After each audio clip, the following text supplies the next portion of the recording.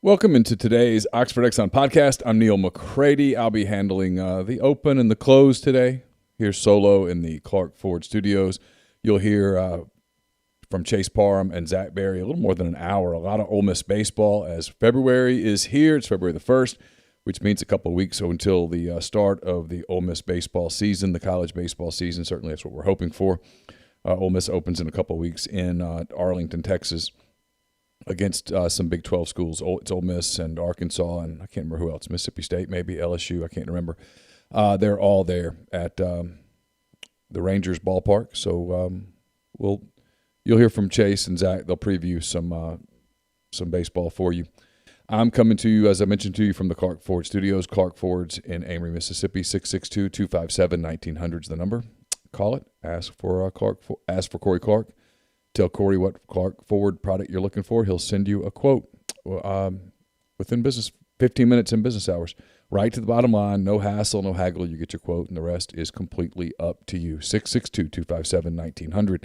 I mentioned the Oxford Exxon, Highway 6 West in Oxford. Always the place to go in Oxford for a fill-up. Also great snacks. They've got plate lunches.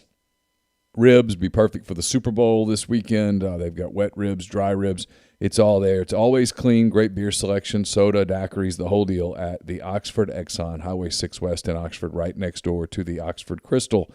And guests will join us on the Rafters Music and Food hotline, Rafters Music and Food on the Square in Oxford. Be a great place this weekend to watch some college basketball on Saturday, to get yourself geared up for Super Bowl 55 on Sunday. It's the Tampa Bay Buccaneers, the Kansas City Chiefs there in Tampa at Raymond James Stadium. That game starts at 5:30. On CBS, you can go there for your pregame. You can, of course, watch the game there. Burgers, po' boys, appetizers, beer specials, drink specials, and more there at Rafters Music and Food on the Square in Oxford, and also Rafters Music and Food in New Albany as well. I've been out of pocket since about Wednesday. I was at Bud Walton Arena on Wednesday night in Fayetteville when Ole Miss lost to Arkansas. Since then, Ole Miss went to Stegman Coliseum in Athens, Georgia. The Rebels, a 71-61 loser to Georgia. Ole Miss trailed by 3 at the half. Got close at points in the second half, but lost by 10 at Georgia, losing the season series to the Bulldogs. Ole Miss now 8-8 overall, 3-6 in the SEC. Georgia 10-6 overall, 3-6 in the SEC. So Georgia 1-6 against the rest of the SEC field. Jarkel Joyner played 38 minutes for Ole Miss, finished with 14 points. Devontae Shuler had 11. Robert Allen played one of his better games in an Ole Miss uniform, 10 points, 6 rebounds in 32 minutes. Luis Rodriguez had 9 points, 5 rebounds in 28 minutes. Romello White, 8 points, 4 boards in 24 minutes. Matthew Morrell played 17 bench minutes, scored 5 points, got 3 rebounds. Frankly, one of his better games in an Ole Miss uniform. Hadim C. had 13 minutes. He scored 2 points, grabbed a board. Sammy Hunter played 6 minutes. He had 2 points, 2 rebounds. One of the stories here, KJ Buffin only played 5 minutes, failed to score, no rebounds, nothing, missed a couple of field goals. Demencio Vaughn played just 2 minutes. He didn't score. Austin Crowley played 1 minute. He didn't score. Really a nightmare for Ole Miss at this point. So much of Ole Miss's damage was done on rebounds. Ole Miss with 23 offensive rebounds. Otherwise, it's a blowout loss. Ole Miss 13 of 32 from the field. That's 40.63%. Ole Miss was 2 for 13.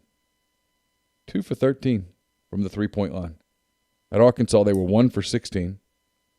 Georgia, they were 2 for 13. That's 15.4%. So 3 for 39. It's 1 for 13 on the week on the road in the SEC. That won't work.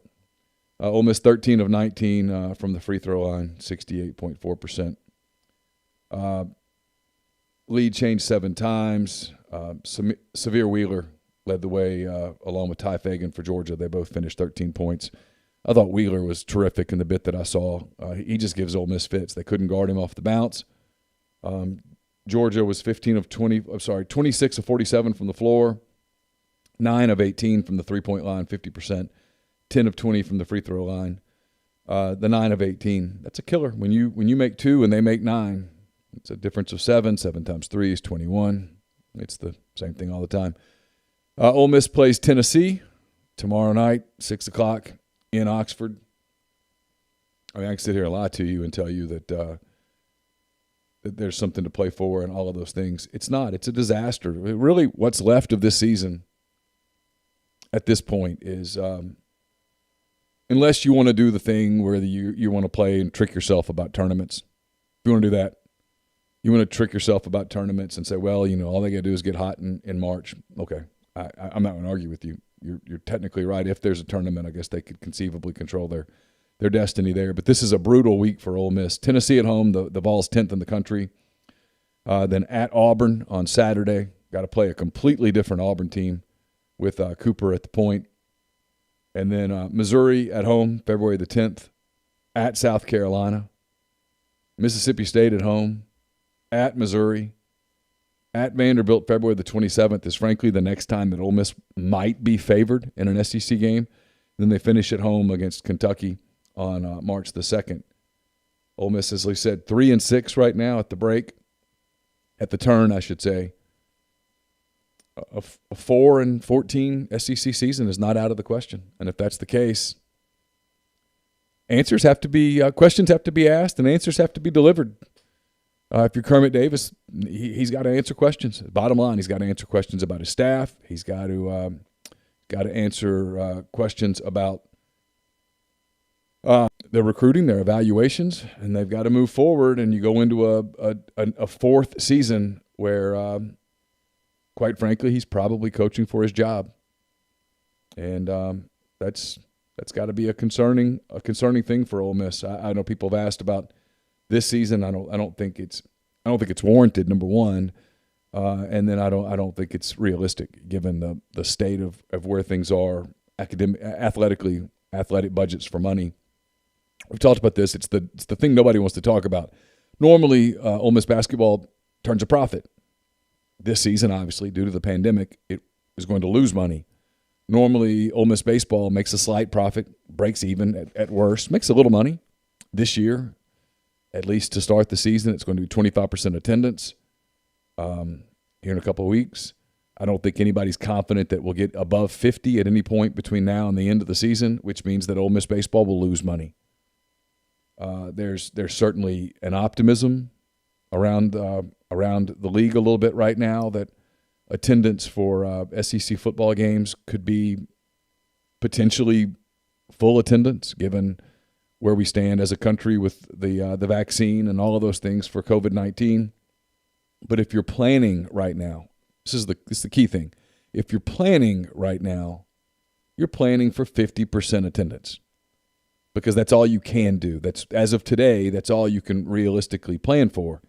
So that has to be part of your plan. So if that's your plan, and it is, I don't know how you can justify making a change with basketball that will include a buyout and having to hire a new coach and potentially buy out another coach. It's just not a realistic thing. So where they are as a basketball program today at Ole Miss is they have to spend these last 9 games, 10 games if you include the tournament, figuring out who is part of the future, who is not part of the future, and then they've got to go hit home runs in the transfer market. They've got three signees coming in. At least 1 or 2 of those have to be able to help you, and you got to go hit home runs in the transfer market, and that is a lot to ask for. I could sit here and tell you that the outlook is positive. It's not. It's not positive. And so it's something that Ole Miss will have to address over the course of the next few weeks and months. This is an absolutely critical time for Kermit Davis and his tenure at Ole Miss at this point. It just has not gone the way that they thought it would, the way that they believed it would, and this team has not turned out in anything close to the way that they talked about them during the preseason. This was a team that people said, why were you so high on Ole Miss? My answer is because if you talked to Kermit Davis and his staff, they were high on him. They talked about, it was Kermit Davis and his staff that talked about Romello White being a program changer, about Demencio Vaughn adding a toughness that they didn't have before, a wing presence that they didn't have before. about Jarkel Joyner giving them a perimeter presence that they didn't have before. And Jarkel's been better here in the last few weeks. But that was the conversation. The conversation was about KJ Buffin developing into an all-SEC caliber player. He's nothing resembling an all-SEC caliber player as of now. So there's a lot of questions to ask, and quite frankly, there aren't a whole lot of answers that can be given as of this moment. But Ole Miss in Tennessee tomorrow night at the Pavilion. We'll have at rebelgrove.com. We're going to talk to Zach Berry and Chase Parham here in a minute. A lot of Ole Miss baseball here on the show. First, I do want to tell you this is a podcast that's brought to you by Lammons Fine Jewelry in Oxford. Lammons, located at 1126 North Lamar Boulevard in Oxford, has been serving the Oxford area for 73 years, from engagement rings to wedding rings to fine jewelry, watches, pearls, fashion jewelry, children's jewelry, and collectibles. Lammons is the gold standard in fine jewelry. Visit them at lammonsfinejewelry.com or call them at 662-234-2777. We're also brought to you by Grenada Nissan. If you're in the market for a Nissan vehicle, Grenada Nissan's the place to go. They've got a complete selection of new and previously owned Nissan vehicles, great lease deals as well. It's GrenadaNissanUSA.com. We're also brought to you by Comer Heating and Air, the name you can trust with more than 50 years of professional HVAC experience in Oxford, Tupelo, and the surrounding area. Make sure to call Comer Heating and Air at 662-801-1777 for all your heating and cooling needs. That's Comer Heating and Air, 662-801-1777. Also brought to you by the College Corner, your one-stop Rebel Shop, 2 locations in the Jackson area, in Ridgeland and in Flowood. If you don't live in Jackson, it's not a problem. You can visit them at collegecornerstore.com. Plus, you can find them on Facebook and Instagram. Again, collegecornerstore.com. And we're brought to you by Pinnacle Trust based in Madison, Mississippi. They've got clients in more than 20 states. They've got advisors in multiple states as well. What Pinnacle Trust does is they sit down with you. They study your goals, your retirement plans, your retirement hopes. They look at your investments. They look at your debts, that kind of thing. And then they make a plan that's built just for you. It's pintrust.com, PINN-trust.com. Mention that you heard about Pinnacle Trust on the podcast. You'll get 10% off your first year's fee. And we're brought to you by John Edwards, Regency Travel Incorporated in Memphis. If you're thinking about a trip, we were talking about this in Fayetteville when I was sitting down with the girls. Like, what do you want to do this summer? And they were like talking about wanting to do something completely different. The first thing I thought was, you know what? I'm going to reach out to John. I'm going to get some ideas on their ideas, and then try to put something together that it fits in our budget.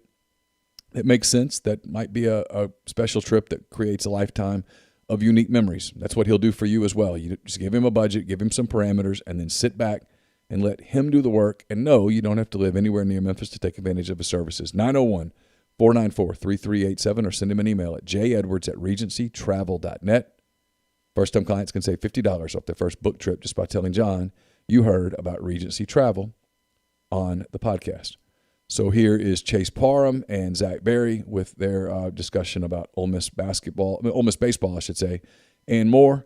They talked last night. Chase out of town today at the funeral of his grandfather who died, I think on Friday, maybe Saturday, over the weekend. So thoughts with him today as he's with his family, but he taped this last night with Zach. Take a listen. Chase Parham and Zach Berry. I guess we're technically both on the Rafters Music and Food Hotline tonight, as Mr. McCready did the lead-in to the Monday podcast. But a good bit of baseball between you and I, as we'll go over that. We're recording on Sunday night around 7 o'clock, so in case like the Lyceum catches on fire or something like that, we did not know that. And we hit the record button, so here we are. Ole Miss has been through a weekend of full-team inter-squads for the spring season that's about to get underway. They've been doing individual drills for a couple weeks now, but full-team practices began on the 29th. They have murdered the baseball from an offensive standpoint over the course of the weekend. Probably something that will happen a good bit throughout the year, too. We'll talk about it. Kind of make this a really early season preview. You'll get a lot more of this as we make our way toward February 19th. When Ole Miss opens in Arlington, Texas against the TCU Horned Frogs. 3 top 10 teams await the Rebels there in Arlington. But Zach, you excited for baseball? I know you're pretty pumped up typically when the season gets here. It feels like too that I don't know if it's COVID numbers doing anything. I don't know if it's what, but for one of the first times, I haven't been overly anxious. I think they're going to play the majority of the baseball games, and I'm just getting kind of my normal level of excitement for this thing. Yeah, the one thing I'm mostly looking forward to is how this team is going to quote unquote respond to the season getting shut down last year, because I mean, team was playing as hot as anybody, maybe the hottest team in the country, tons of momentum. Yeah, I mean, pretty damn good start. Pretty big bummer for the guys that are back. Obviously, Tyler Keenan, Anthony Servideo, others are gone. But yeah, I mean, guy like Tim Elko is going to be, thrown into a leadership role. Cale Baker, another guy, went from being a role player to now you're going to be a guy that's counted on day in, day out. You're going to have to be a leader. And then, look, we talked about it a couple weeks ago, me and a couple buddies, but this weekend's rotation on paper and on the field could possibly be Mike Bianco's most talented bunch. So that's probably the most intriguing thing for me. You know what you're going to get on Doug Day. Nikhazy's going to do what Nikhazy does. Is Gunnar Hoagland going to take that next step? He's got a ton of draft buzz. He has all the measurables. And then Derek Diamond, switching the number, going to be a single digit. It's a huge deal, Chase. I don't get that a ton. But, I mean, that's three guys that, are going to be counted on to get you wins on the weekend. And, yeah, I mean, I think there's a ton of hype around them and, see what the lineup looks like on day one. Yeah, we'll go through a little introductory stuff for all this as we're with you for, I don't know, a little while, 45 minutes, an hour, whatever it is tonight. You're talking about how they respond and being the main thing you're looking for.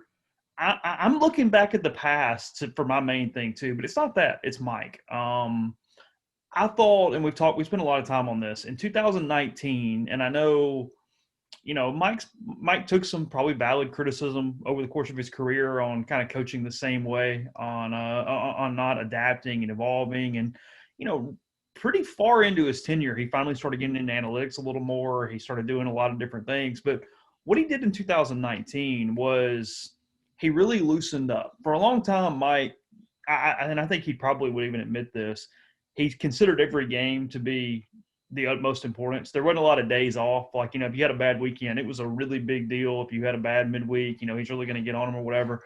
And that 2019 team, they're remembered for getting to a super regional, blitzing through that regional, being 20 whatever outs from Omaha when they lose to Arkansas in that game 3.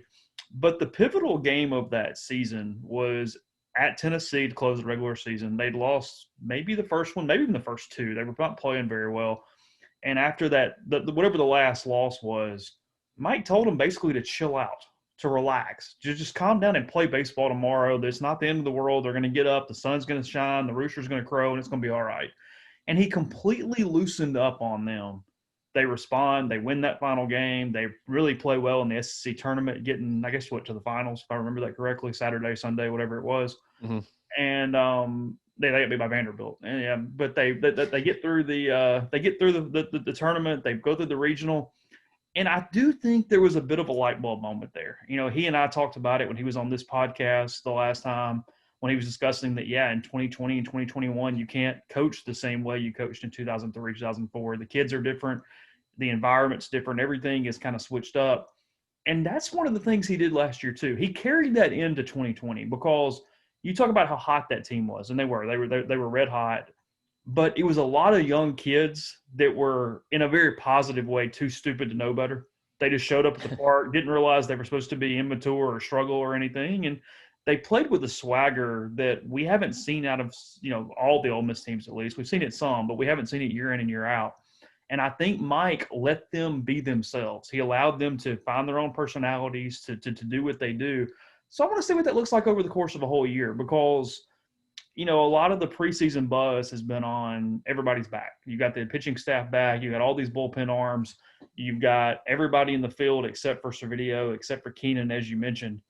But when you look at it, and Mike's put out his everyday lineup, as far as if it ends right now, things could obviously change over the course of the next couple of weeks through practices. But as I'm looking at it, here's where it's interesting to me. And when I say this, I mean the marathon of a season.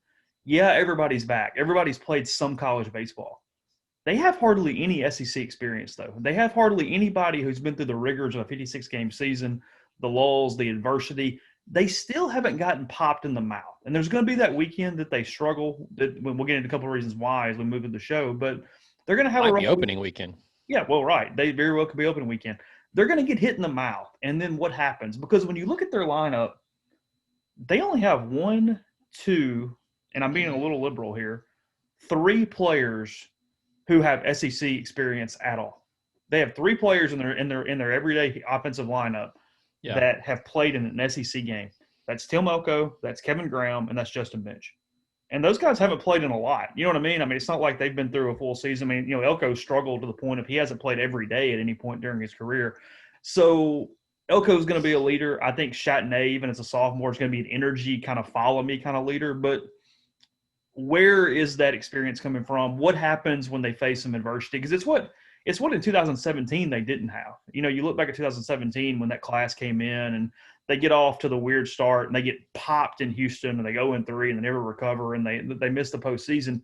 But the veterans on that team couldn't pick them up. It was Blackman and Bortles, and nothing against Tater Colby, but they just couldn't find a way to kind of make it all work a little bit. So I am curious, is Mike going to continue like that all season? Is that who he is now, from a, hey, live and let live and let's have a little more fun and not be quite maybe what he was been at different times of his career? And then also with the team, what happens when they get hit? What happens? Who takes the leadership roles there? And that's something that we might not find out until, on into March.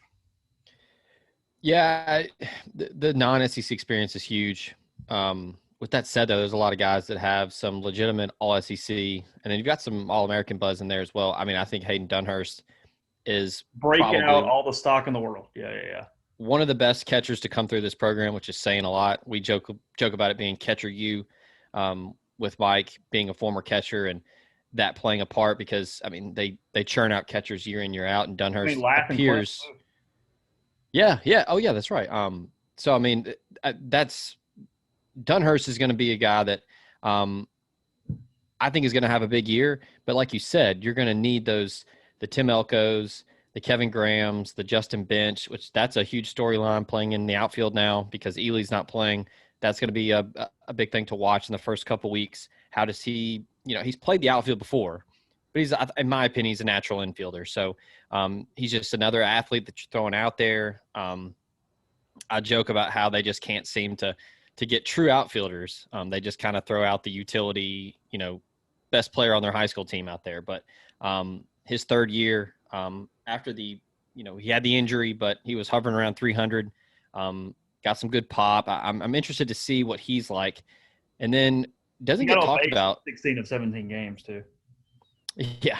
The one thing that I'm intrigued to see, the next step for Hayden Leatherwood, a lot of potential, really mashed the ball at junior college, showed some pop last year, really came through in some big spots. And then another guy, we already talked about, Kel Baker. He's got to be a guy. He can't just be, I'm going to hit a dinger like once a weekend. Like he's in a legitimate leadership role playing first base. And then we haven't even mentioned him, and we're, 10, 15 minutes in. Jacob Gonzalez is probably going to start at shortstop, if I had to guess. These other guys are going to have to pick him up. Like you mentioned, Chatney being a really big energy guy, that he's just always going to play like that. And, you mentioned how they were loose last year, and everybody jokes about how Bianco teams are always tight. And I think Mike Bianco would probably admit he's had some teams that really tightened up. But last year, I don't know if it was the beard. I don't know what's going on, but he was just so chill. He was very different in the dugout. He was very loose after games. Mm-hmm. I don't know if you noticed that in post-game stuff when you would do interviews with him, but I mean, he was just so much more laid back and loose. And I think that really just resonated with the team. And yeah, I mean, they joked about the most fun team in the country. They were big on having fun. And I think that they're going to really need that because that first weekend in Arlington is going to be tough. Yeah, we'll get into schedule here in a little bit. Now, the tight thing gets overplayed because it's always been maybe a home postseason thing anyway. Ole Miss, from a regular season standpoint, they're one of the best programs in the country year over year over year. They don't bomb many regular seasons. I mean, you look back through Mike's resume, and unless I'm forgetting something, he's never been worse than 13-17 in the SEC in a regular season. And you look at most every other program, and you've got those bombs, those 6-24, 7-23s, at least at some point. I mean, it's happened to Dave Van Horn in Arkansas. It's happened to Kevin O'Sullivan had a rough year at Florida a couple years ago. It's happened. It happened to Cohen at Mississippi State several times, and we talk about scholarship similarities and things like that. And A&M has stumbled some couple years, And you mentioned, it is my theory. I don't know this. I guess I could talk to Laugh about it, but I haven't. I think some of the thing with the true outfielder is a scholarship thing, because when you look at it, I think true outfielders are really expensive. And in baseball, that means something different that would mean in football. I mean, strictly the amount of scholarship money required. Mississippi historically has had their traditional outfielder has gone pro more in Mississippi. They're not necessarily college prospects most of the time in Mississippi. So if you don't get a lot of in-state talent that way, you got to go into other states to get true outfielders. Well, then you're dealing with a lot more schools. You're dealing with your out-of-state money versus somebody else's in-state money. It becomes very complicated. And I do, you look at it, and I'm not going to sit here and try to go through Ole Miss's roster over the course of the last few years or anything like that. But, the last stud premier coming in outfielder where you're like, wow, I'd be J.B. Woodman, out of Florida. Yeah. I mean, they pulled out Austin Bousfield out of Florida. They went into other places. They haven't been able to find the local product that's the Mississippi kid that's going to be a college prospect that's just going to go to school and he's going to hit 350 and hit some bombs and play a great outfield. That just doesn't happen as much as it does in other states. And I think that's one of the ways that Mike saves money, if you will, is he gets tons of shortstops. I mean, it's almost kind of like back in the 60s with football when you go, hey, just sign a bunch of quarterbacks and move them around because they're the best players on the field. In some ways, I'm desensitized to it because you mentioned that. And, yeah, Justin Bench is probably an infielder over an outfielder. But Mike has done so much of just moving dudes out there over the course of his tenure that I don't really even bat an eye at it anymore. It's just kind of is what it is. I mean, even some of the better ones. I mean, Jordan Henry was an infielder. He played shortstop in high school. Anthony Servideo was a great outfielder. I mean, just a natural. I'm going to argue he was a better outfielder than infielder. I know he was really good at shortstop, but I'm telling you, I think he's better out there. Man, that arm looked a little bit better in the 6-hole than it did from right center. But okay, fair enough. All right. Well, I guess you brought it up, and it got me thinking. And I feel like the game, like Major League Baseball, has changed so much to where I think organizations are more willing to take chances on outfielders on just sheer, what your ceiling, as opposed to infielders getting taken really high because they really want you to be really polished as a fielder. To where, like I said, a lot of these guys, you're just the best player on your high school team, so you just kind of play everywhere. So, yeah, I mean, it's overblown, and I say it kind of tongue-in-cheek that, oh, come on, you can't really recruit an outfielder. I mean, he got Jerry Neely, but he's out with an injury. So, a guy like John Rice Plumlee, I'm interested to see if he's going to be in the mix at all. I know he didn't get a ton of at-bats last year. I know they don't expect a lot out of him because he's been playing football, so he's going to be behind. But he's going to have to give him something. Because I know that Bench is probably going to move around a little bit unless he just absolutely locks down center, and that's that. They're going to have a ton of flexibility with this lineup, though. A lot of athletes. We're bouncing around a little bit, but I think Bench's location is going to be more about everybody else. I think Bench is going to play every day. I think he's going to hit. I think it's not unreasonable to think that Justin Bench has an OBP 450-ish, maybe even higher. I mean, I do. I think he's going to get on base a ton. Somewhere at the top of that order. I don't think Bench hits night. I think they end up hitting Bench somewhere more toward the top of the batting order. But nonetheless, I think it's about everybody else. Gonzalez, we mentioned a second ago, we'll talk about that now. Can he stick it short? Because if he can, then it makes the most sense for Justin Bench to play center field. It's just the way, it's not, to use a Mike cliche, it's not the 9 best, it's the best 9. You got to figure out how you put them all together. And if Gonzalez can stick, then it makes by far the most sense to just put Justin Bench in center field, let him play out there. Gets pretty good jumps, not terrible. He's okay.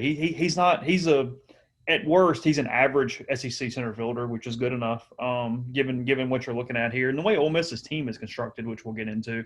If Gonzalez can't do it, then I think Bench has to move to short because I don't think anybody else is ready.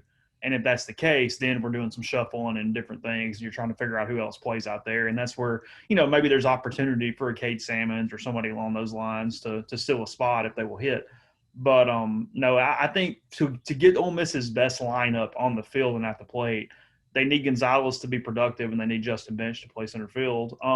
It's a new time for Ole Miss because they really haven't had to worry about the shortstop position since 2013. And, you look back through it, Errol played 14, 15, 16.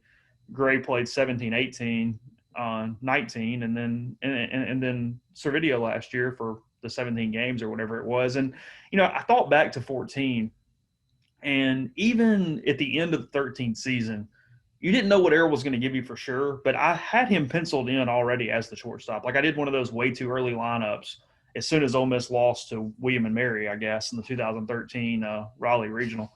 And I went ahead and put Errol in at short. And you thought, okay, that's going to be the way it works. And, it's a lot like Gonzalez because Errol fit what everybody else could do in 14 because you knew you had all the bats in 14. If you think back, I mean, you're talking about Allen and Bousfield and Austin Anderson and Orvis and all these dudes where you went, okay, they just need a shortstop that can catch the ball, throw it across the thing, and then maybe he hits a little bit, maybe he gets on base. Errol really blew everybody out of the water because he hits 294 as a freshman. He did really well as a freshman at the bottom half of that lineup. And I think that's what Gonzalez can do too. I think he's going to get a lot of protection. They're going to hit around him. He showed a pretty good bat in the fall, even though I've kind of stopped.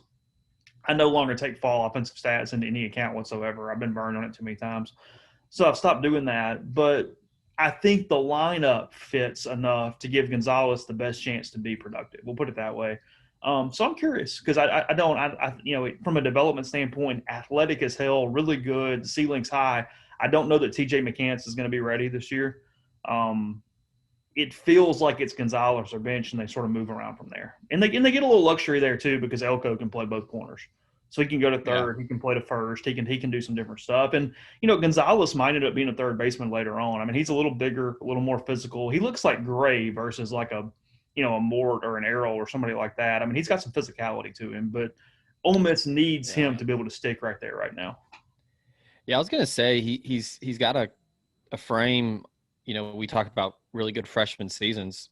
Kind of reminds me a little bit of Zach Cozart. I mean, he's listed at 6'2", 200. I mean, that's an SEC shortstop. I mean, that's a big guy. Errol probably struggled to keep weight on. Just kind of one of those guys, high metabolism, couldn't keep it on. Just couldn't hardly stay at 190, probably, if I had to guess, in his college career. But, yeah, I think that's the big thing is best case he does enough to where he can play short and you can keep Bench in center because, like you said, Bench is going to hit. He's never going to lead the lineup.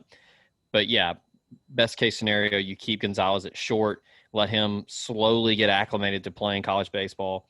And I think the weekend in Texas is going to be huge for not only guys like him, but as we, kind of move towards pitching, you really want to see what you're going to get out of the three arms on the weekend. But then also, I mean, the bullpen is kind of become the norm with Ole Miss and with Carl Lafferty and what he's been able to do over the years. They have consistent shutdown arms in the bullpen. Now, I'm really intrigued to see who's going to be on the back end. Parker Caracci's gone, but, I mean, you've got some really good arms to kind of set things up. There's not really an established closer right now, but they have a ton of depth. You've got Taylor Broadway, Braden Forsyth, and then you've got the known dudes back there with Max Chofie, Austin Miller. Greer Holston's made some progress in the offseason. We'll see. No guarantees there. But then, you've got some guys in there like Wes Burton. You've got a Drew McDaniel. See what he can do. A lot of options. And then we haven't even talked about, a guy like Kimbrell who surprised some folks last year, did some good things. And gives them something from the left side, which they do. Yeah, I mean, it's kind of all you really need. So that's another storyline for me that I'm intrigued to see, like who's going to step up and take that spot in the 8th and 9th inning. And I don't think it's going to be one guy. I think Mike did it a little bit last year. And he's more comfortable with this if he has the roster that allows it. You look at 2014, I was trying to think over the course of the years. He's done it several times where he's more than happy to have multiple closers, if you will, because I think Mike would most like to just hand the ball to somebody in the 7th inning and see if they could get 9 outs. And you use them on Friday, and you find somebody else do it on Saturday. And I think that's what he likes the most about this bullpen is that off the top of my head, you get that in spades at least twice with Chofie, who's shown just, a huge improvement last year. Maybe the most improved guy on the roster from one year to the next, from 19 to 20. So you get it with Chofie and you get it with Broadway, former starter in JUCO, somebody who can extend out, can throw 60 pitches, get 6 outs, get 9 outs. And then if you need the more traditional closer, that's Forsythe. He's a guy who's more a little bit of max effort, probably not going to go 4 innings very often for you. But I think that's what I like. It's not just the number of players that Ole Miss has on the back end of that rotation, but they all kind of do some different skill set stuff. He can kind of mix and match with, hey, here's my 3-out guy. Here's a 6-out guy. Here's a 9-out guy. Here's somebody who, if the starter gets banged around a little bit, I can go through in the 4th inning and I can try to get to the 7th. With those guys, you got McDaniel. I think Kimbrell could do that. I think Wes Burton can extend a little bit because, Wes is probably the one guy we haven't seen all of yet because he wasn't overly healthy last year. He had some arm issues. He was struggling physically for some of his outings. So I think the upside is still very high for him. And then, as you said, the elephant in the room, Greer Holston. Everybody was asking questions on the message board. Why did Mike not give him this role or mention him in any projections? He's not going to. He's going to have to prove it in the spring. It just is what it is. We're talking about a guy who pitched a ton his first couple of years in the program, but then just kind of fell apart. Had some dead arm. It affected him mentally. He had a hard time letting the ball go, and he slowly worked his way back. It's got the makings for maybe one of the best success stories of anything I've covered in my 15, 16 years on the beat, whatever it is now. Great kid, all the talent in the world, and just the effort to stick with it. Because, if you're Greer Holston, so many times you can see that, hey, you're not pitching, you're an afterthought. He comes in the Governor's Cup game, or either against Southern Miss, I forget who they were playing. They were in Pearl a couple years ago, and he threw nothing but fastballs in the 1 inning he pitched. And it shows you where he was at mentally. The fastballs were clocked like 12 miles an hour difference. It was like 77 to 86 or 75 to 86 or something like that. And he can't let it go. He's just having a hard time even letting the baseball go right now. And, he could have quit. He could have just gone to school. He could have finished. He could have transferred out. Sticking with it in the face of that level of – because it's not just adversity. It's mental anguish, frankly. You're questioning yourself probably every day as you're out there around the team. So for him to go from there to leading Ole Miss in fastball velocity during the fall, just remarkable. And if he's able to give them something, if he's able to give them a role, like I said, the talent's there. So it's almost kind of like a lottery ticket. You've got it. If it cashes, you've got one more dude you weren't necessarily expecting to play a role. And if not, you still have a lot of guys in that bullpen to get you through it, because he's going to trust all these starters. We'll see what Diamond can do from an extending out standpoint, but especially Gunner. Gunner throws so many strikes. You would hope that he can get you into the 7th, into the 8th inning a pretty good bit, even though he does strike some guys out.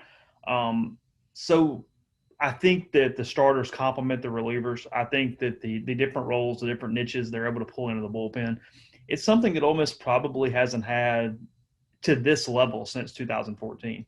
You look back in 14, it was Laxer and Greenwood and Weathersby, and it was Massey giving you kind of that left-handed starter midweek, whatever role. I think, and I'm not comparing this team to 14 all the way through. I get the connotation that comes with that, but this team has far more options than maybe a 2018 that was Ole Miss's last really great baseball team. Well, I think the arms is what is creating a ton of buzz, because we've talked about how they don't have a ton of SEC experience in the lineup. Kevin Graham is probably the most seasoned guy outside of Elko, who really hasn't. Yeah. Going back to 2019 when they played SEC teams, that's the only guy. But I think the arms is what is giving this team a ton of buzz. I know D1 Baseball projected them to finish first in the West. Mm-hmm. It's high. I think nationally. Yeah, Baseball America had them 4. I think D1, 6? Yeah, I think it was 6. So they probably average out nationally top 5. But yeah, there's a ton of intrigue with this bullpen. You know what you're going to get out of the starters. Nikasi's just going to grind and get you 6 or 7 every Friday. And then, Diamond's kind of the toss up. Is he going to improve on, he struggled to get to 6 innings. Mm-hmm. Is he going to be able to extend? And I think is he the only 2-time Omaha Challenge winner? I have no idea. I want to say that. That was not in my lexicon. I get a lot of trivia questions right at Swayze over the course of the year. That's not one I've ever been asked. Yeah. But yeah, I mean, very, very athletic. He's got I think Kyle Watson won it twice. Okay. So I mean, the stamina's there. He can certainly, athletically and, metabolically do it. It's just between the years, is he going to be able to really extend on Sundays? But yeah, I mean, I think the bullpen is why this team is held in such high regard by so many people, because you mentioned, Forsythe, had 5 saves a year ago. Opponents hit under 200 against him. Probably going to be counted on late. Like you said, max effort throws really hard. But then, I mean, take your pick with Austin Miller, who was super reliable. Wes Burton did some things. Kimbrel from the left side is going to do something. They might have to push for Benji Gilbert to do a little bit more. They might need another lefty to come in for some matchup situations. But, yeah, Holston's the wild card. Is he going to be able to improve on what happened last year? And like you said, huge storyline, and then would just be a pretty incredible story. Leaving Mississippi, going to IMG, being a big-time recruit, coming in, having the super high, and then just crashing last year. So big challenge for him. And if he can give them anything, I mean, I don't know if this team is, we'll see. They hit like 12 home runs the other day in a scrimmage. So maybe this team hits like they did last year. But if not, I mean, what you're going to get out of the bullpen and out of the starting pitching. So be a lot of 3-1 games, a lot of 4-2 games. So we'll see. But yeah, I like what they've got in the bullpen. And then, hey, I mean, there's another guy out there. I don't know if they're going to let him, but a couple freshmen can throw it a little bit too. So we'll see. Kemp Alderman is a guy that you want to talk about max effort. About 250 pounds coming at you downhill. So I don't know if they're going to give him a shot. It's one of the more interesting years where we're just not talking about any freshmen hardly at all. But it's because of what they have back and on the mound and at the plate. If you were, it's a great problem to have. Well, right. I'll tell you one more guy. I was going to change the subject. He's killing the baseball right now. He's athletic as hell. Trey LaFleur might just fight his way into this thing. He's really hitting. He's a guy that came in. I forget, so I'm going to get this wrong, but like he broke a finger or broke his wrist his senior year of high school. He didn't play much. He was still kind of rusty for the most part of last year. If you told me somebody really came out of nowhere, it's LaFleur. That's who I would pick to go, hey, he takes over some spot. He does some things because, I'm going to hit a couple guys for over the show, but it's kind of – it goes into my next question.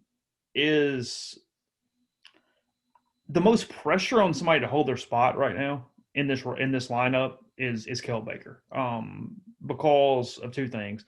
One, he's a huge swing and miss guy. He's got to hit the ball at the ballpark. He's got to find gaps to be productive because, he doesn't have the plate discipline of even a Ben Van Cleve. They kind of compare those 2 together, but Van Cleve has a better eye. He has a more plate discipline. He has a different kind of hitter than Baker is. Now, Baker's got light tower power.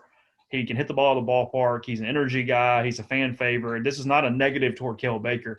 But when you look at the rest of the roster, where do guys play? Where do they fit in? What if they hit? Where do they go? I feel like Van Cleve has a little more of a hold on a spot right now than Baker does. And the 2 guys that I would say, you got to hold them off are Kemp Alderman and Trey LaFleur. They both play first base. So I think Baker's the one guy that he better play early and play well because I think that one's probably the most tenuous. LaFleur has shown a ton, and then Kemp Alderman, one of the most just baseball gifted recruits Ole Miss has had in a long time. That was a huge sign to get him to campus, to get him, like I said, could play both ways. He's going to start out as a hitter, though. They're going to try to make him use the bat first. It's what Mike typically does when it's somebody like Alderman. So, and they're going to give him at-bats. So I'm kind of curious to see what he does. If he told me that he finds a way into the lineup this year, then he ends up playing maybe third base next year or something, I would fully buy that. Yeah, sorry, I didn't mean to slight Kemp. 265. Is he really 265? So, I didn't Yeah. realize that. So I've seen some clips in high school and then some summer ball with Perfect Game Scouting putting it on Twitter, but I believe he's touched mid 90s. I mean, because he's a guy that's just going to come in, ninth inning style.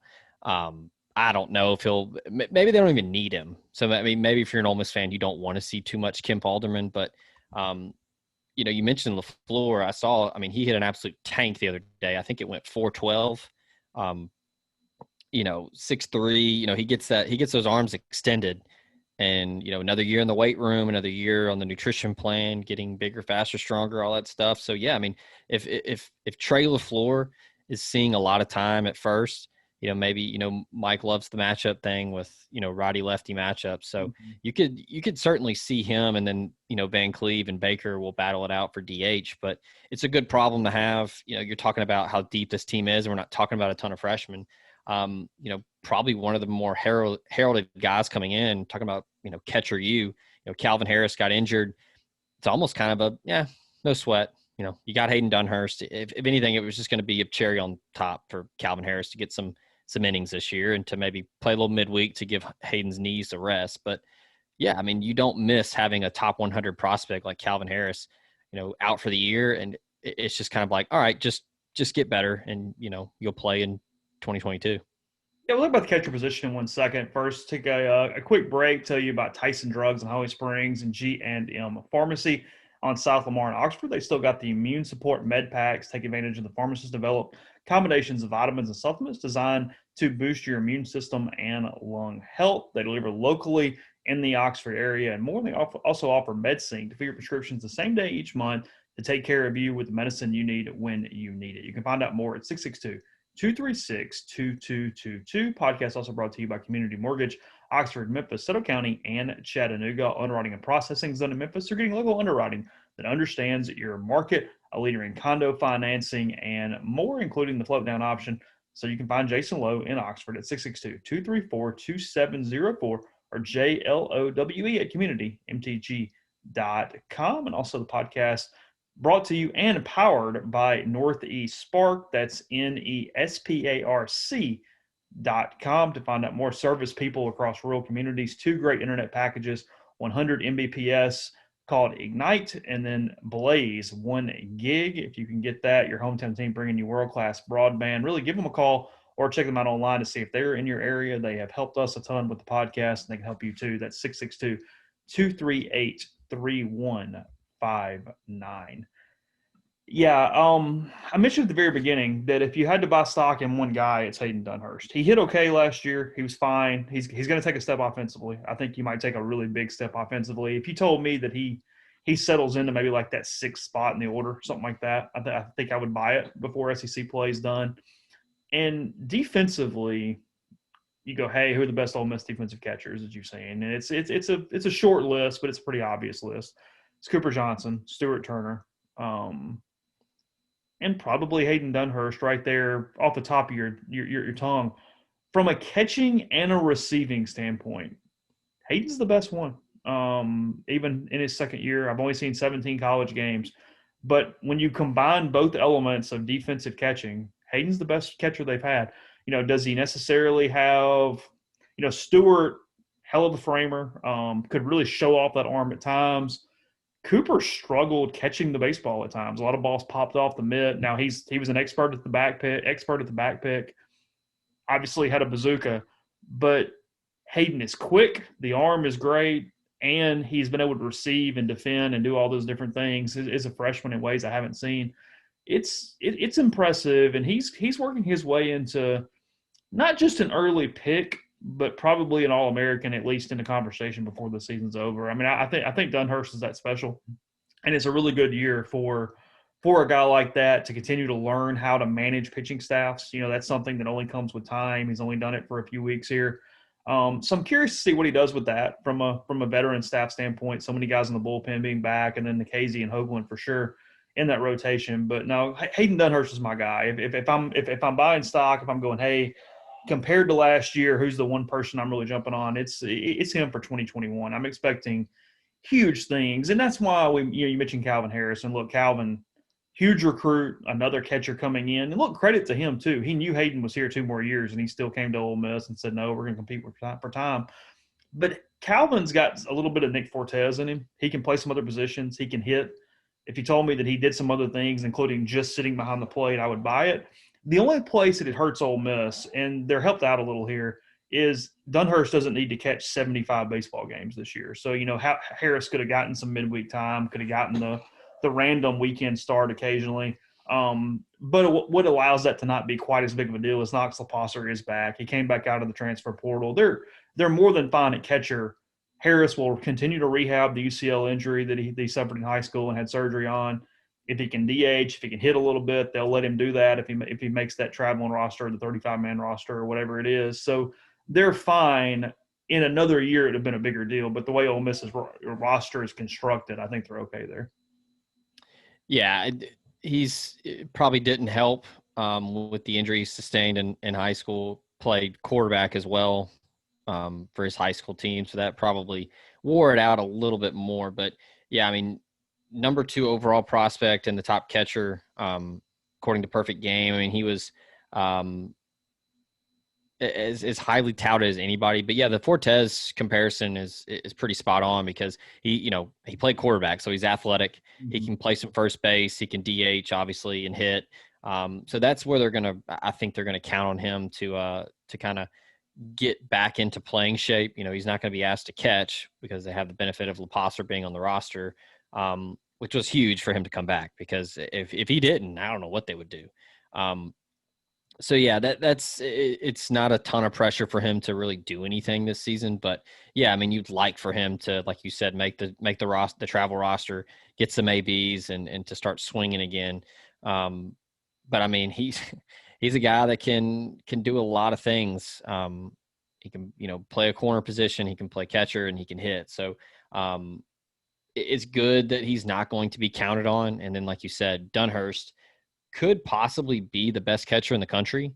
I know scouts are extremely high on him, but the arm is obviously there. And then, I mean, he hit 260 something last year in 17 games. You've got that up. I don't have it in front of me. 269, and he hit 5 home runs, which was big. Started to show some pop as they were really hitting the ball well down in Monroe before the season was cut short. But yeah, I mean, this lineup's going to be pretty dangerous if they can really bridge what they were doing last year into this season. They're going to see some top end arms in Arlington, so they're going to be tested. But I mean, up the middle, as good as you can ask for with Dunhurst, and then you've got Chatnier at second, Gonzalez at short, and then Justin Bench in center. So that's, typically in baseball, how good are you up the middle? That usually tells the story. It's kind of like how good you are up the middle in baseball is kind of the same as how good are you in the trenches in football. So they're pretty strong there. So yeah, it's a lot of buzz around Dunhurst, and yeah, I mean, could very well be the best to come out of Ole Miss in the Mike Bianco era, which is saying something. Yeah, what's the biggest credit to Ole Miss in that is that I'm pretty sure, if I have this right, like Henry Lartigue was up for like bench award, at least like semifinalist, finalist, and he's the 5th best catcher over the last decade. That Mike said? Yeah. Because Will Allen obviously was right there too. I mean, Will Allen won the SEC batting title in 2014. He beat A.J. Reed by a point in the regular season. So yeah, I mean, I think Lartigue's like 5th since 2000, whatever year Stewart was here, 2012. I guess is what year he was. Yeah, because Brashear's not good enough with the bat or the glove to be in the top 5. But no, because after that, it's probably like, I mean, it's those obviously without even a thought, and then it's maybe Gunther. I mean, I'm very partial to Brett Basham because what he did for that team when he did it, and defensively at the time, he was the best they'd ever had. But just never hit to the level that we're talking about with some of these guys that did both.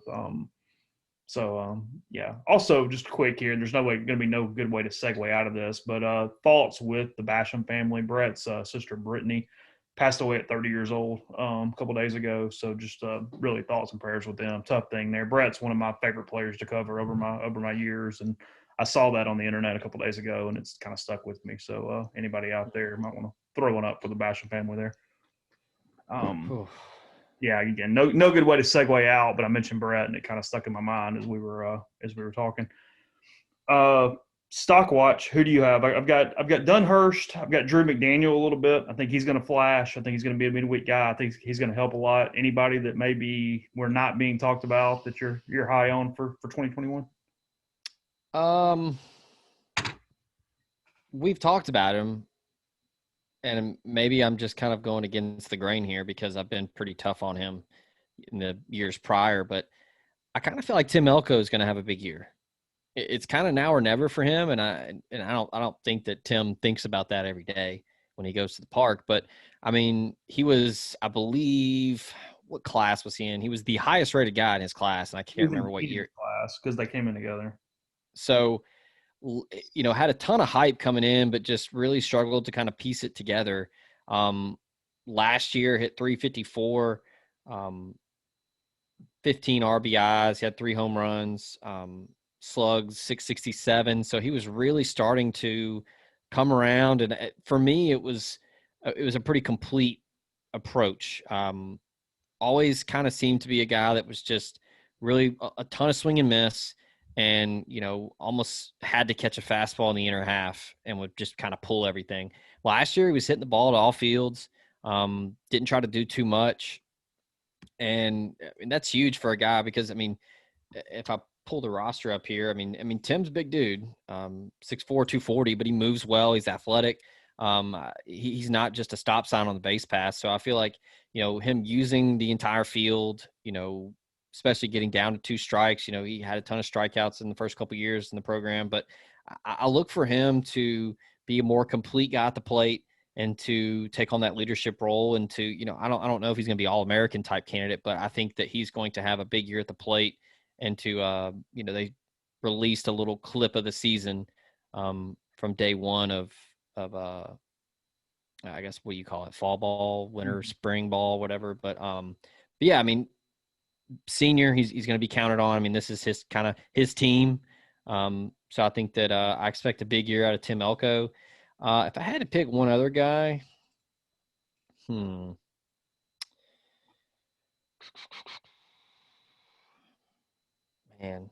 trying to go out on a limb here and to try to be a little, I guess there's no ballsy. There's no other way to say it.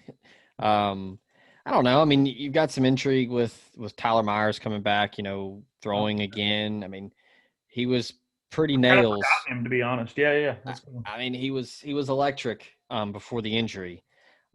Came back really, pretty fast coming off that Tommy John surgery.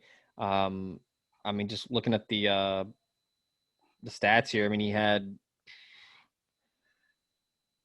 34 Ks in 38 innings, I believe, before the injury.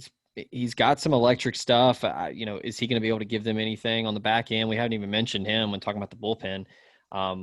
He could potentially be somebody to keep an eye on. And then if I had to pick one more, we talk about needing a lefty to step up and to give them something. Maybe, true freshman Luke Baker, 6'6", 200 pounds. He's going to wear the rec specs. So a little intimidation factor out there, but big kid, a good frame. You need another lefty arm, maybe, and that's a little bit of a change up. You bring out Kimbrel, who's more of that really crafty, Jeremy Massey type that's just going to really spot up and put you into some binds and some counts. But I think Luke Baker is a guy that's going to come right at you with that frame and, 6'6", 200 pounds. It's going to be, a little closer to like 57 feet, 6 inches instead of 60 feet, 6 inches. Cause he's so big, but yeah, I'd probably throw those two out there.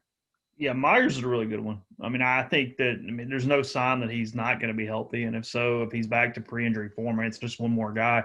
And look, Ole Miss fans, enjoy this season. This is just one comment. I'm going to move on.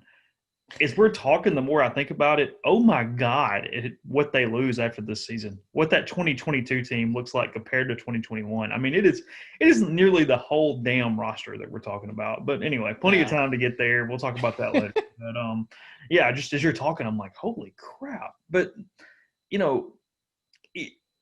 we always talk about baseball works its way down and up in college. Major League Baseball takes a little, college takes a little from Major League Baseball. Ole Miss is going to be constructed like a lot of major league teams we're seeing. It's going to be a lot of swing and miss. It's going to be a lot of strikeouts. It's going to be a lot of home runs. They're going to win games 18-4, and the next day they're going to lose 1-2-1 because the ball doesn't get out of the ballpark. So, I mean, people just get ready for that. Message board will handle it great all season long. They won't worry about that at all. It's what, because I mean, Ole Miss, yeah, do they have any offensive, from a just sheer offensive standpoint, any All-American candidates? Probably not. But they're going to hit the ball out of the ballpark 1 through 9 almost, depending on what Chatney could do out of his spot. I mean, otherwise, they're going to hit the ball out of the ballpark. And when you have that type of gap power, you're going to put innings together. You're going to get the bloop and the blast and the walk and the blast. You're going to do some things like that. It's going to be a really fun baseball team.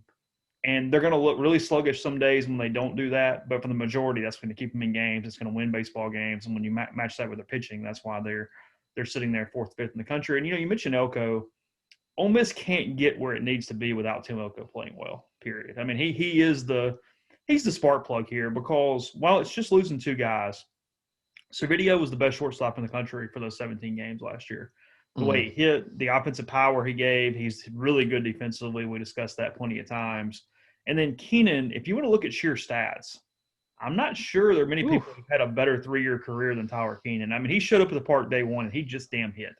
And that's what he did until he finished. So it's 2 really big pairs of shoes to fill, and Elko's got to kind of fill one of them. I think Elko's got to get 90% of the way to filling one of those by himself. So, no, it's not pressure on Tim, because a lot of his problem is just I think he tried to do too much. I think from early in his career, he came in with press clippings and a lot of heraldness to him, and it just didn't work immediately. That happens. There's a transition there that doesn't always fit the way that the guys are built coming in. Super dude, cares a ton, and I think he's figured it out. I think he's calmed down. He's just playing baseball, and he's got to be good. He does. He has to be good for Ole Miss to get where it needs to be. Because, I mean, you mentioned it, this schedule, just kind of brutal. They open up in Arlington, TCU, Texas Tech, Texas. That's number 10, number 3, and number 9. Opening weekend, Arkansas, Mississippi State also playing those three teams, kind of an SEC Big 12 challenge. But even those two teams love each other though, so it'll be pretty cordial. Dude, like those 3, unless you want to throw Vanderbilt in too, like sending those 3 SEC teams in one place, like they're not riding on the bus together anywhere. Like, I mean, that is not a cordial group to just go hang out. It wasn't.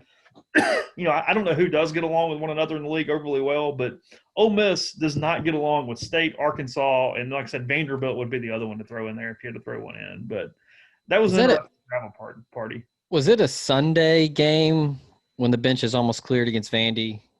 Yeah, Cole Zabowski, I think, was the catalyst for that, if I remember correctly. Okay. Yeah, and then there was some games way back when like Tony Kemp and those teams got a little you started jawing with some players, but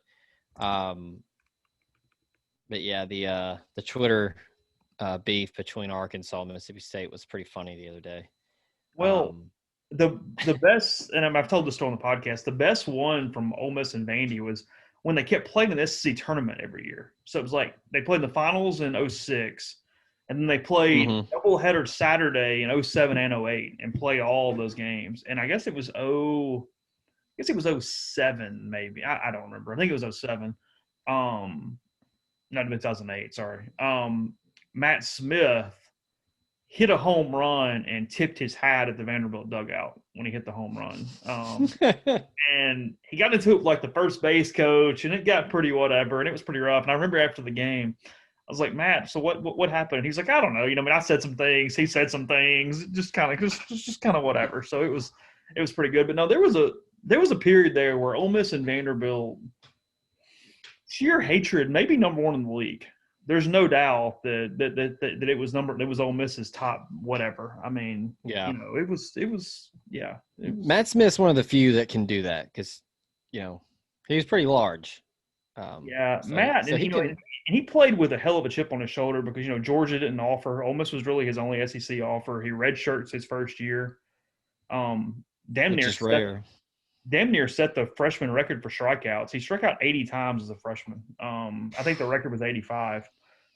but turned into a hell of a hitter. I mean, stayed 4 years, hit a lot of home runs. I think he's tied for Ole Miss's RBI career lead with Logan Power, if I have that right. I think it's Matt Smith and Logan Power.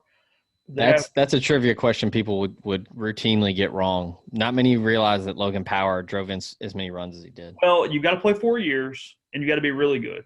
Those are the two things to get records. Is you got to play 4 years, and you got to be pretty damn good. So that's the deal there. I think I'm wrong. Unless somebody has broken it recently, it was Matt Smith and Logan Power tied. I don't think anybody has. You mentioned home runs and having power. Off last year's team, Keenan and Servideo are obviously gone, so they only lose 12 home runs. So out of the nation leading 37, they return 25. So like you said, very Major League Baseball approach. It's all about launch angles. It's all about maximizing your opportunities to score runs. So going to be a lot of long outs, but it's going to pay off at times because top to bottom, like you said, they can really swing it. I mean, Chatagnier can sneak up and get one. He had 4 last year. So it's going to be – and then you mentioned somebody like Trey LaFleur really coming on. He can sneak in there and hit some bombs. And then you've got the obvious guys with Kevin Graham, Cale Baker, Justin Bench, Tim Elko, Hayden Leatherwood's got some power. So going to be a fun lineup. And, I hadn't thought about that either, like you said, that people need to enjoy this season and hope that they can really make the most of it because you're losing a ton going into 2022. I mean, I don't think they're bad next year or anything. I mean, I think he's going to reload okay, but you just look at it and you go, whoa. I mean, it's going to be completely different than it's going to be one of those 14 to 15 type turnovers where it's like, whoa, okay. But from a schedule standpoint, you get that opening weekend and look, that's not going to harm you. It is what it is. You play well. You don't want Houston to happen where you get this obvious flaw and you don't get any confidence and it just sort of trips you up because Ole Miss in 17 never recovered from that. They went 0-3 losing to TCU, Texas Tech, and Baylor and just could not ever overcome it. And the next weekend, UCF's in, really good American team there. Ole Miss had a little history with them. From a Central Florida standpoint, Belmont, ULM. I mean, no huge power there, but it's fine. Louisiana Tech's a pretty good program. They get them in the midweek in Ruston on a Tuesday and Wednesday prior to SEC play. But then league plays a bear. We knew this, same schedule as last year. If Ole Miss is going to have a year where this is their schedule, this is the year you want it to be the case. But they play the top 3 teams in the East. They don't play the number 4 team in the East, and they don't play the 2 worst teams in the East. So they're not getting any favors whatsoever from a scheduling standpoint, not playing Missouri, not playing Kentucky, and not playing Tennessee. Georgia's reloaded a little bit. They're not what they were last year. Obviously, you know what you're getting with Vanderbilt and Florida. And then South Carolina is kind of back to being a trendy top 20, top 25 teams. I don't love their roster. I don't think they're great by any stretch of the imagination, but they're a quality club. They've done a good job of kind of reloading under Monty Lee. Kind of got that figured out a little bit in Columbia. So it's every weekend is going to be tough. And if you hate that stadiums can't be full because Ole Miss's home schedule, Auburn, Arkansas, LSU, South Carolina, and Vanderbilt, your 5 home series this year. I mean, that's as good as it gets right there. Ugh, yeah, it's a bummer. I mean, look, the SEC is good year in year out, but yeah, you don't get you don't catch any favors with the East. Now it'd be cool. I don't know if either one of us will be there, but you get to go see Florida's new ballpark, and you also get to play Florida, so that'll be tough. But yeah, I mean, you get some tough series at home. Park with it completely done for the first time. Oh yeah, that's right. Because it wasn't completely done 2 years ago.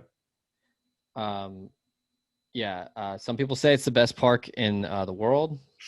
So it's finally done. So you get to see that. And then I tell you where Ole Miss did get a break though is I know everybody's crowing about the ace at Alabama. I know that people are really high on a couple other kids, but Ole Miss is the only team that didn't lose tons of their staff other than Vanderbilt. I mean, especially in the West. I mean, you look at who the aces were last year and who they are this year.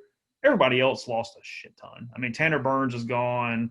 You know what I mean? Like all these dudes are gone from what you necessarily was expecting last year. DeCasey's back, Hoagland's back. You can argue about which one's actually the ace on Ole Miss's team, but Georgia took a big hit. Yeah, because you're not dealing with Emerson Hancock anymore. I mean, there's lots of that stuff where Ole Miss, it being a year later, is getting a break from a rotational standpoint with opponents, and then no break at all with Vanderbilt. It's Kumar Rocker on Friday and Jack Leiter on Saturday. I was going to ask if they had figured it out over there yet. Rocker has had a time in his career when he was the Saturday starter. That tells you all you need to know about Vanderbilt's pitching rotation. So, they threw Mason Hickman on Fridays. Let's ask you this. If you're Tracy Rocker, do you let Kumar play this year? Do I let him play? Yeah. Yeah, I do. Yeah. Do you think scouts would have a problem with that if he didn't? Well, I don't know that there's a downside because, look, it's not optimal. I'm not saying he wouldn't lose a lot of money, but worst case scenario, he's probably tearing his UCL and having Tommy John. That's become ACL surgery for baseball players now. Like, it's not career ending. I mean, unless he tears a labrum and something's going crazy in his shoulder. And here's the catch on that. If he's close to tearing his labrum, it's going to get found in the MRI anyway. And somebody's going to lowball him and not pay him what he would be expecting in that slot. So the way baseball scouting has worked, I don't, especially in baseball, because look, Corbin's not going to abuse his arm. I mean, Corbin, more than anybody in the country, understands the way that role plays from a pro to a college standpoint. He's protected. It allows him to skip a couple layers of minor league baseball. They're going to fast track him if he plays well, if he transitions well to the pros. And there's nothing about the college experience this year that would not be the way his development would be starting at the low professional levels. And anything that he potentially could injure would be found anyway, the way they do these pre-draft physicals. I thought he solidified being the number one pick when Michigan – or no, it was in the regional, super regional, when Duke was trying to stall and to mess up his rhythm. And he struck out the side, and he turned to their dugout. And, essentially you could hear it plain as day, yelled out, "Quit effing with me." After that, I was like, okay, number one overall, done. Like, this is the guy. Like, he is that dude. I want that dude on my team. That's what I want. Well, I mean, Corbin gets it. And, hell, you could throw 5 or 6, and then you've got, Chambers O'Flanagan from Boston, Massachusetts that, is some nobody that throws 99. So, shortage of arms over That's there. what Saturday in Hoover is named for. It's Vanderbilt Freshman Day. It's the guy coming out there. I've never heard of this cat before. It's in the 7th inning in Hoover. I'm half paying attention, writing my gamer from Ole Miss, Kentucky, or whatever it was, and it's like 98 on the black, 98, 97, 98. We're going, holy hell. Okay, great. Yeah. Well, I don't know him now, but I'll know him next year. That's what we'll do. No, look, we mentioned this, and Florida's got a ton of arms back. I mean, look, full roster standpoints in the SEC, there's 3 teams well above everybody else: Ole Miss, Florida, and Vanderbilt. Those 3. Florida, if I've got to vote, I probably vote Vanderbilt number 1 just because their pitching staff just at the top end, because at the end of the day, it comes down to series. But Florida has the most complete team in the country. Florida's really, really good. So it's Florida, it's Vanderbilt, it's Ole Miss in the SEC from a roster standpoint. But you mentioned number 1 overall, and I'm with you. I would take Rocker because I know Judd Fabian at Florida is getting all this buzz. He's a physical player, hits the ball at the ballpark, got tons of tools. You look at his stats, though. You look at the swing and miss he has, and I know it's Major League Baseball and they don't care. They're fine with swing and miss as long as you hit enough balls at the ballpark. But there's not much polish there. If I'm having that number 1 pick and I take Judd Fabian over Kumar Rocker, I've got to feel really damn good about it. I mean, I'm going to bed going, okay, I understand why I'm doing it, but that dude turns into Clayton Kershaw for the next 12 years, and I'm out of a job. Yeah. I mean, I'm going pitcher without it. Like, I'm not even blinking. I'm going pitcher. I don't know. You can argue it either way. There's way too many variables for a position guy to not have it or to not pan out. Kumar's just got to go out there every 4 days, 5 days. Yeah. Just chill in the dugout, take the elevator everywhere. Don't walk on any stairs. I mean, that's your guy. And I mean, hell, we haven't even talked about Leiter. I mean, I think Rocker is a legit 1-1 guy, but I mean, Leiter could on paper or hell on the field be better than Rocker, which is scary. Yeah, I think he slipped to 4 in mock drafts. Poor thing. So oh no, I think they have 1 and 4 or 2 and 4, depending on what people do with Fabian right now. But if you want to go ahead and if you're booking your tickets and you got to pick which half of the season or like which games you get, May 14th, May 15th, that's Nikhazy, Rocker, and Hoagland Leiter in Oxford. Those two. Yeah.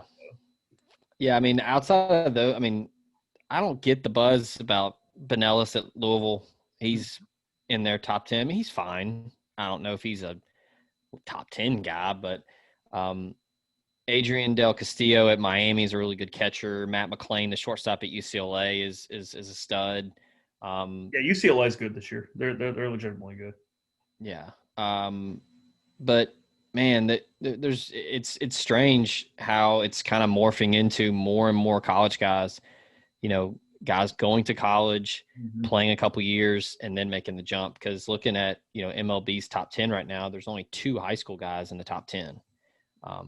The 5 years ago, agreement, the way colleges are handling prospects, the way they're not abusing players from an inning standpoint, it's changed the game. I mean, college is by far becoming the preeminent way to get to the pros and get moving quickly once you get there. I mean, that's been a huge shift over the last 7, 8, 9 years for sure that continues to build as it moves forward. So notable name in the top 25 here, Jackson Jobe at 24.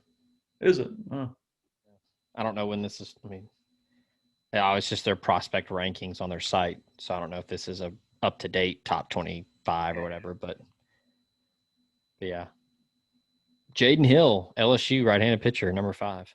Yeah, getting tons of draft smoke. He's good. I would, from a college productivity standpoint this year, I'm going to sell, though, based off at least relative to that number. I like him. I don't love him from a just a straight ace Friday night kind of deal there compared to who he's going up against. I mean, is he going to be their Friday guy? I have no idea. I don't know what LSU's doing. But if you told me to pick some pitchers in the league relative to that prospect list, I would sell Jaden Hill and I'd buy Gunnar Hoagland. Okay. That's what I would do. Because I think Gunnar was on his way to an All-American season last year. Yeah. He's figured it out. He's very comfortable in that Saturday role. We'll talk about this for a good bit as the weeks move forward. But mental capability, not capability, that's the wrong word. Mental comfort is one of the reasons why it's Nikhazy on Friday and Hoagland on Saturday. Nikhazy loves that role. He wants the ball. And Hoagland, I'm not saying he's soft. I'm not saying he couldn't handle that role, but Saturday gives him a comfort level that is kind of unmatched.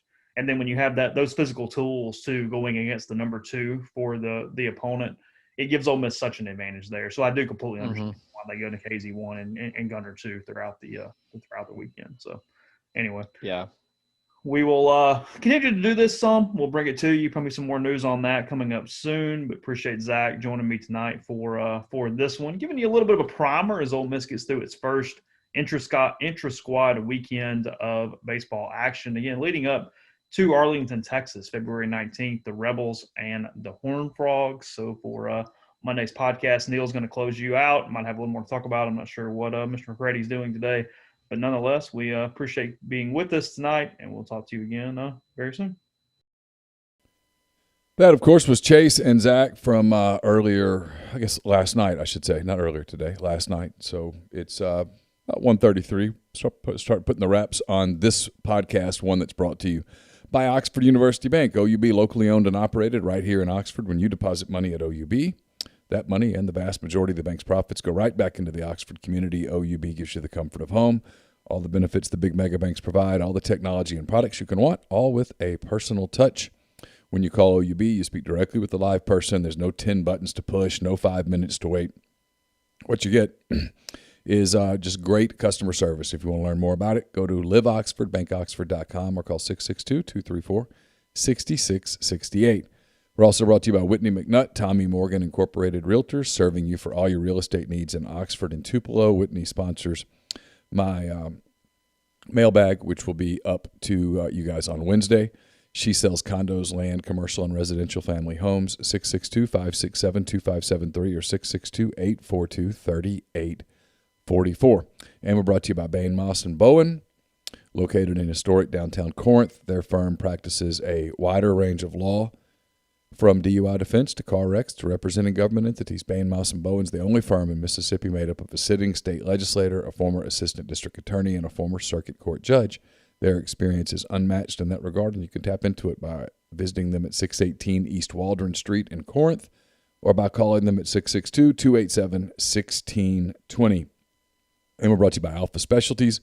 Alpha's located at 1670 Highway 80 in Pearl, Mississippi. It's your trailer-specific professional. If you want to haul it, they can call it. Alpha's the premium trailer dealership in Mississippi. They've got Load Trail. They also have Hallmark Cargo trailers. They've got, for podcast listeners, spare tires, wheels starting at just $100, a full selection of trailer parts and accessories, hitches, winches, straps, and more. They also do all types of truck accessories. Listeners can get 10% off a yearly trailer service and inspection at Alpha's full-service shop, and they can repair all types of trailers, concession, horse, utility, enclosed, gooseneck, RV, and more. 601-932-9798 or call them at alphaofms.com. Blue Delta Jeans makes the best fitting, most comfortable jeans in the world because they are uniquely made for you and only you. Raw denim jeans, custom fit and hand-tailored in Tupelo, Mississippi, one size fits all at BlueDeltaJeans.com. Blue Delta's been advertising with us for the past 2 years. We've always directed you to DM them to set up a time to get measured. Now, whether you're coming to Oxford or not, you can visit BlueDeltaJeans.com to get measured by their new virtual tailor and design your own jeans. And just for our podcast listeners, enter the discount code Rebel Grove. That's all lowercase, Rebel Grove at checkout. Take 10% off your order. They're the most comfortable jeans I've ever worn. I took 2 or 3 of mine to Fayetteville for the 5 days. Wore them throughout my time there. Very versatile, whether you're doing something nice or you're doing something casual or anything in between. You'll love what you get from Blue Delta Jeans, BlueDeltaJeans.com. And we're brought to you by The Rogue. The Rogue, your destination for fine men's clothing. Their stylists hand-select pieces from top designers. From work to lifestyle to nightlife, there's the perfect something for everyone at The Rogue. All the best items from Peter Millar, Martin Dingman, Jack Victor, Duckhead, Halsey, True Grit, and more. 4450 I-55 North in Jackson or therogue.com. So a little bit of news in the NFL. Obviously this week, we're getting ready for Super Bowl 55, Tampa Bay and Kansas City, 5:30 on Sunday night. And a lot of quarterback news in that game. Obviously, Patrick Mahomes going against Tom Brady.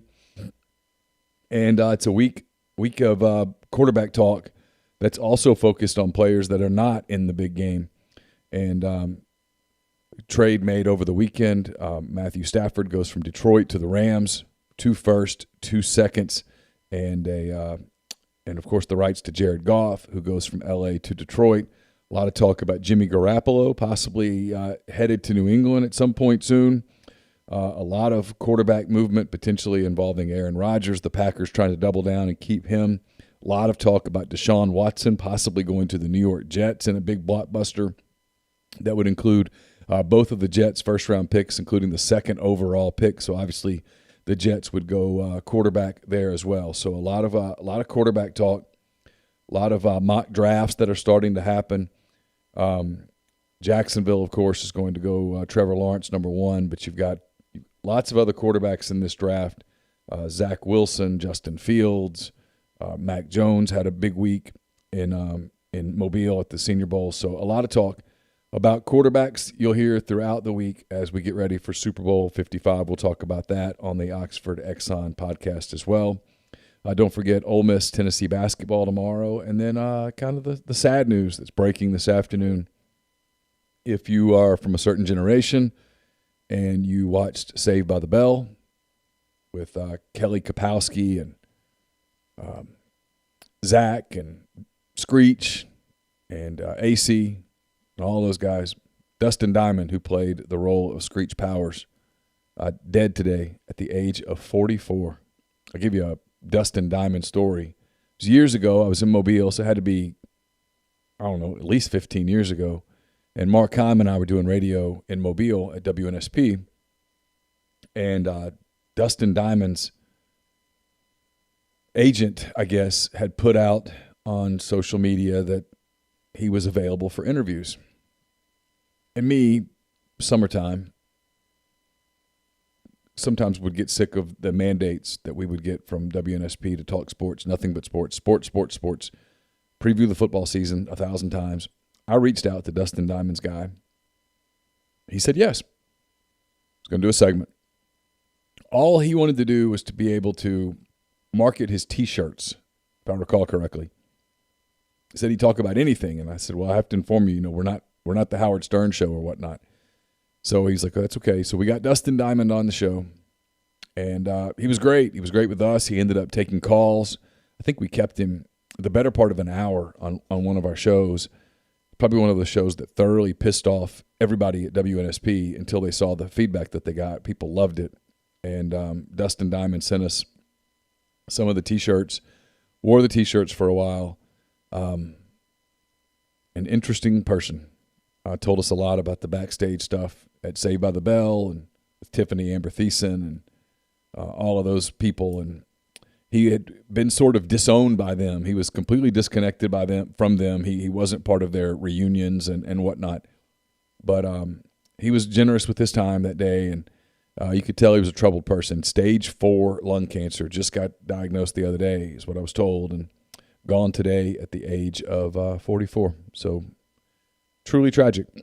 So we'll wrap up there with today's Oxford Exxon podcast. Again, big thanks to Chase Parham, Zach Berry for doing what they did last night, getting you pretty ready for the Ole Miss baseball season, about 2 weeks away or so. For those guys, the Super Bowl just in a few days, Ole Miss, Tennessee tomorrow. We'll be back, Chase and I, with the live version of the Oxford Exxon podcast. And we'll get you ready for the Super Bowl. We'll talk some NFL. We'll continue to talk Major League Baseball. We'll talk about some coaching stuff. I know everyone's still waiting to see what happens at UCF. As of this moment, UCF hasn't made a hire. I know that Jeff Lebby's a target of interest for him. It's my information based on talking to a lot of people around college sports that he's not the only target of interest at all, and there is a lot of internal pressure at UCF to promote Randy Shannon, the former Miami coach, to that position at UCF. So that decision hasn't been made.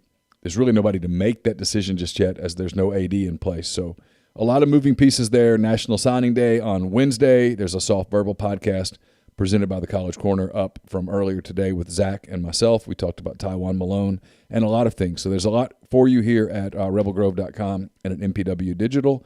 So until tomorrow, take care.